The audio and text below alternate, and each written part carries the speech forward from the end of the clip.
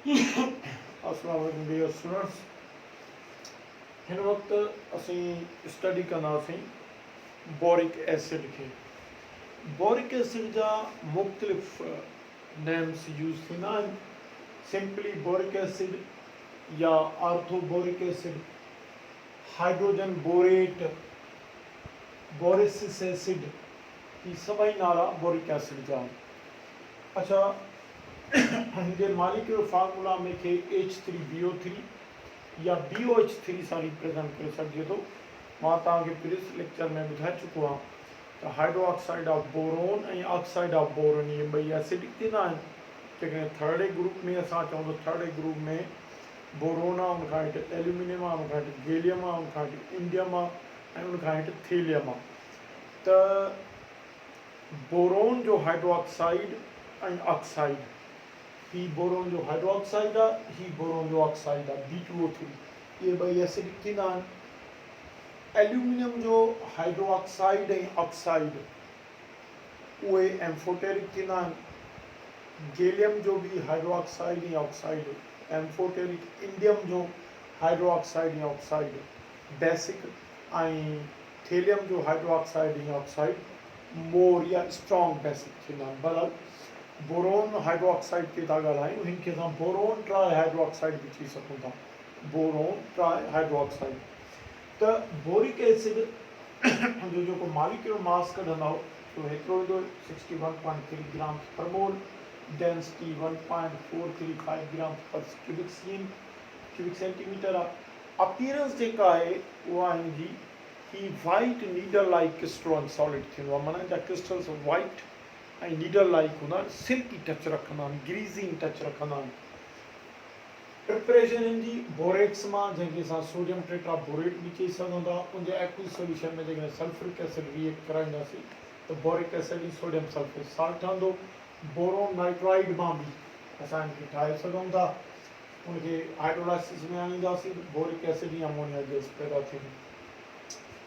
हाणे boric acid is a greasy in field due to the gliding of layers या sheets over one another in the crystallize. जेकॾहिं असां हिते boric acid जे क्रिस्टलेटाइज खे ॾिसूं, क्रिस्टलेटाइज खे ॾिसूं त हिन जे क्रिस्टलेटाइज में बोरिक एसिड यूनिट्स जे विच में हाइड्रोजन बॉन्डिंग थींदी आहे। त हिकिड़ी हिन में इंटरमॉलिक्यूलर फोर्स कहिड़ी आहे? उहा इंटरमॉलिक्यूलर फोर्स, उनजो नालो आहे हाइड्रोजन बॉन्ड। त हाइड्रोजन बॉन्ड्स जेके आहिनि इहे बोरिक एसिड यूनिट्स के पाण में जॉइनिंग कराईंदा आहिनि। हाणे ही शीट्स ठाहींदो आहे, लेयर ठाहींदो आहे पंहिंजे क्रिस्टल जे अंदरि हिते। अच्छा, वरी अहिड़े नमूने ॿियो लेयर हूंदो, इन्फिनाइट लेयर्स हूंदा, पर असां सैंपल तौरु हिते हिकु ॿ टे लेयर्स शो करे सघूं था। ही क्रिस्टलेटाइज जे अंदरि ॿियो लेयर आहे। हाणे यादि करे छॾियो डियर स्टूडेंट्स, हिन क्रिस्टल जे लेटाइज जे अंदरि हिकु त हाइड्रोजन बॉन्डिंग जी इंटरमॉलिक्यूलर फोर्स आहे जेका इन्हनि बोरिक एसिड जे यूनिट्स में लिंकेज पैदा करे थी, उनखे ज्वाइन करे थी। अच्छा, हिन में ॿी बि हाइड्रोजन बॉन्डिंग थिए थी ऐं उन हाइड्रोजन बॉन्डिंग जो नालो आहे, उन इंटरमॉलिक्यूलर फोर्स जो नालो आहे वैन डर वाल्स फोर्सिस। हाणे हिते हिन लेयर्स जे विच में ही लेयर्स हाणे हिते छा कंदा? ग्लाइडिंग कंदा। ग्लाइडिंग ऑफ लेयर्स, हिते लेयर्स जी ग्लाइडिंग थींदी ओवर वन एनदर। हाणे इन ग्लाइडिंग जे करे, ओवर वन एनदर जे करे, अच्छा, इहा ग्लाइडिंग छो थी थिए? Due to presence of van der Waals forces. Van der Waals forces due to हाणे due to van der Waals forces हिन लेयर्स जी ग्लाइडिंग थींदी, स्लाइडिंग थींदी। इन ग्लाइडिंग जे करे जेको आहे सो crystal of boric acid gets the slippery touch या ग्रीज़ी फील। उन जे करे ही असांखे ग्रीज़ी इन फील लॻंदो, स्लिपरी इन टच लॻंदो, सिल्की इन टच लॻंदो, छाकाणि ग्लाइडिंग ऑफ लेयर्स थिए थी। ऐं ग्लाइडिंग ऑफ लेयर्स यादि करे छॾियो डियर स्टूडेंट्स त जंहिं बि सॉलिड जे अंदरि वैंडरवाल फोर्सिस हूंदियूं उन सॉलिड जे लाइ तव्हां इहो सोचण ई बंदि करे छॾियो त उहो को हार्ड सॉलिड थी सघे थो। उहो हमेशह silkie in touch, greasy in feel हूंदो, छाकाणि त उते लेयर्स हिक ॿिए ते ग्लाइडिंग कंदा। हिन ग्लाइडिंग ऑफ लेयर्स जे करे ही जेको आहे सो ग्रीज़ी इन टच थिए थो। उन जो रीज़न ही आहे त why crystal of boric acid are greasy in touch. उन जो आहे आंसर ही आहे, आंसर ही आहे due to gliding of layers over one another. इन जे करे त उन जे करे जो क्रिस्टल स्लिपरी इन टच आहे। अच्छा, इन खां पोइ it is weak monobasic acid, monobasic lewis acid.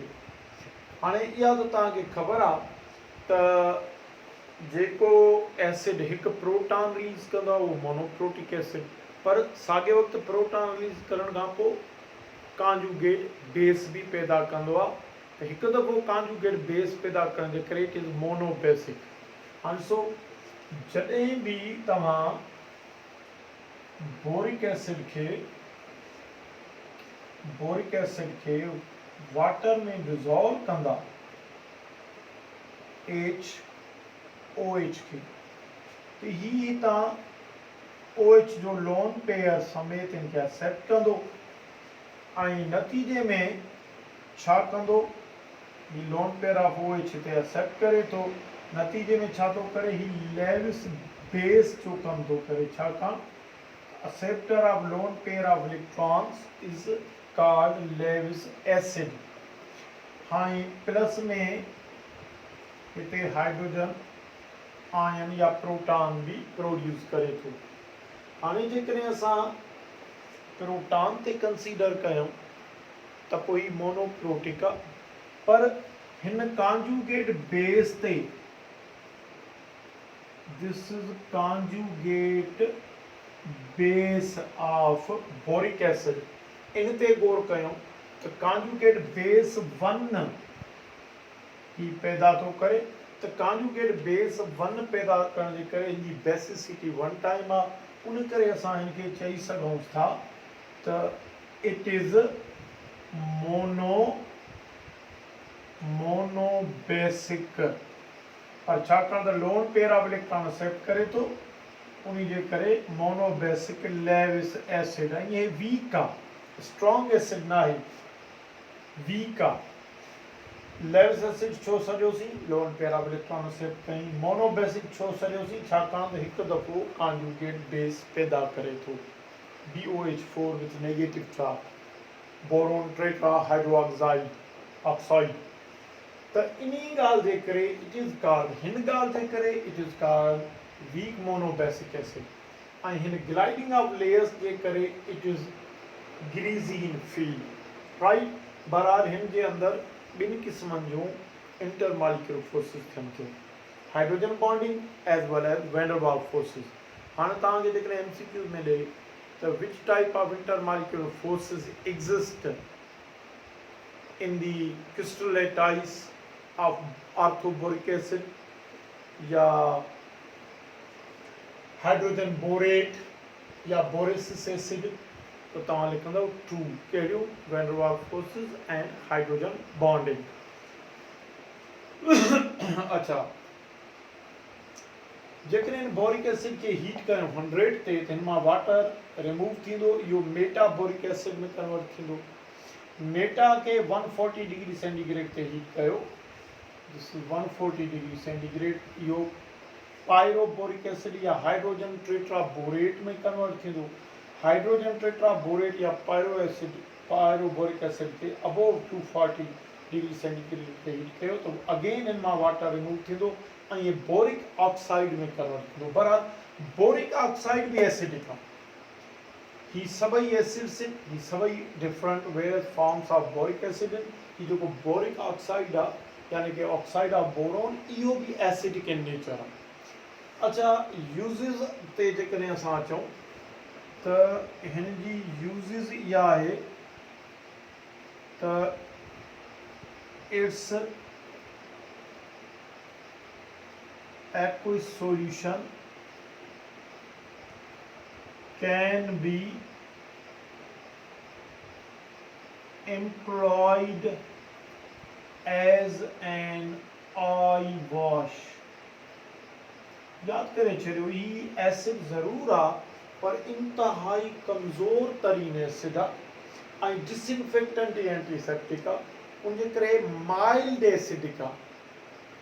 उन माइल्ड एसिडिक नेचर जे करे अख खे ही नुक़सान न ॾींदो जो हिकु सॉल्यूशन, पर अख में जेके भी इन्फेक्शन जे करे जर्म्स वग़ैरह हूंदो उन्हनि खे डिसइंफेक्टेंट ऐं एंटीसेप्टिक नेचर जे करे ही किल करे छॾंदो, ख़तमु करे छॾंदो। उनजे करे जे हिकु सॉल्यूशन खे असां एज अ आई वॉश तौरु इस्तेमालु करे सघूं था।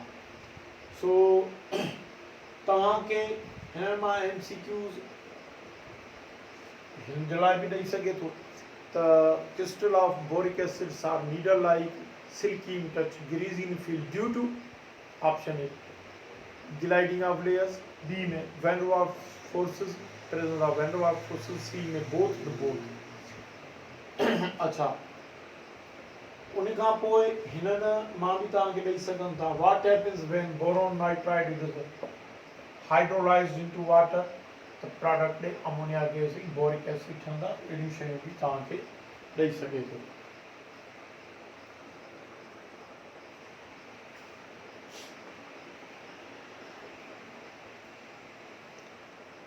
डियर स्टूडेंट्स, नेक्स्ट टॉपिक आहे बोरेक्स या सोडियम टेट्राबोरेट डिकाहाइड्रेट। ही बेसिक साल्ट आहे। बेसिक साल्ट छो आहे हिते डिस्कस कयूं था। पहिरियां प्रिपरेशंस, इनके प्रिपरेशन जा टे मेथड्स आहिनि। पहिरियां वीक बोरिक एसिड खे जेकॾहिं स्ट्रॉन्ग बेस सोडियम हाइड्रोक्साइड सां रिएक्शन कराईंदो त तॾहिं बि सोडियम टेट्राबोरेट ठहंदो, या बोरिक एसिड के सोडियम कार्बोनेट सां रिएक्ट करायो तॾहिं बि सोडियम टेट्राबोरेट ही ठहंदो, या वरी कैल्शियम हेक्साबोरेट के सोडियम कार्बोनेट सां रिएक्शन करायो तो calcium carbonate sodium boric oxide सां गॾु हिते सोडियम टेट्राबोरेट ठहंदो। ही वाइट क्रिस्टलाइन सॉलिड आहे। It is basic salt. हिनखे असां बेसिक साल्ट चई था सघूं। छो? ॿ रीज़न।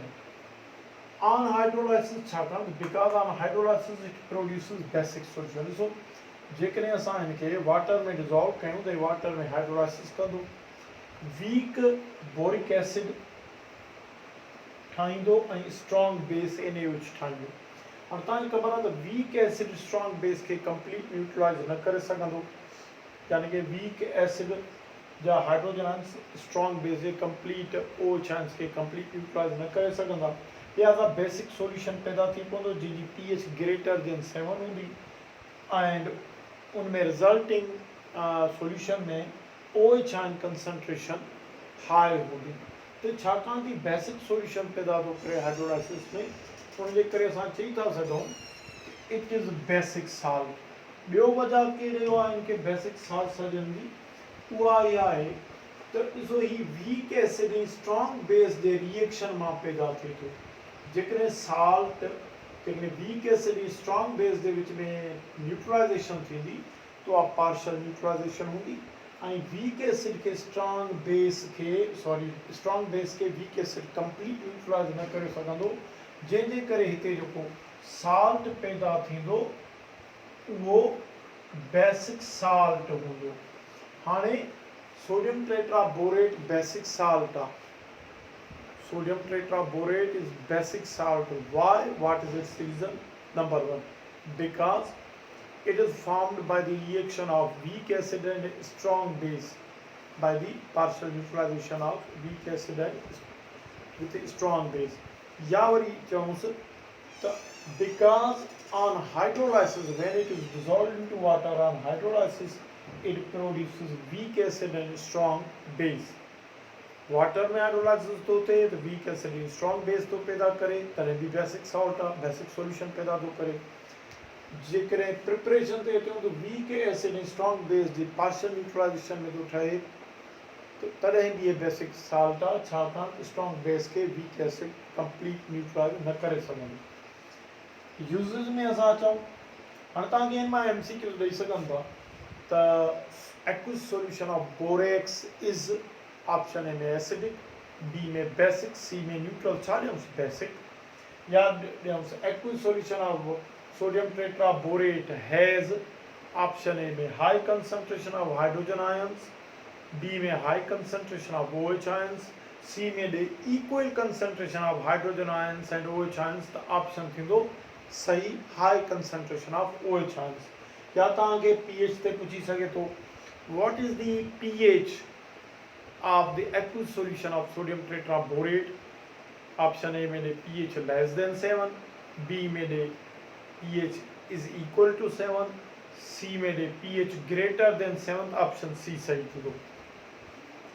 Uses में अचूं से कि use as a flux in weldings. याद कर चलो flux जी माना है Latin word मां derived आहे इन जी मुख्तलिफ माना आहिनि flowing agent, cleaning agent, purifying agent.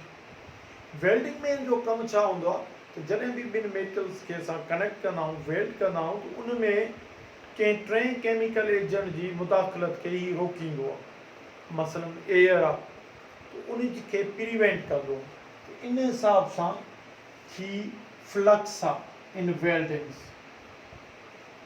It is also used in manufacturing of optical and hard glass optical माना उहो गिलास जेको असां नज़र लाइ इस्तेमालु कंदा आहियूं शीशो हार्ड गिलास आम गिलास तव्हां सम्झो था सो ही कुझु चंद ॻाल्हियूं हुयूं सोडियम टेट्राबोरेट डेकाहाइड्रेट जे बारे में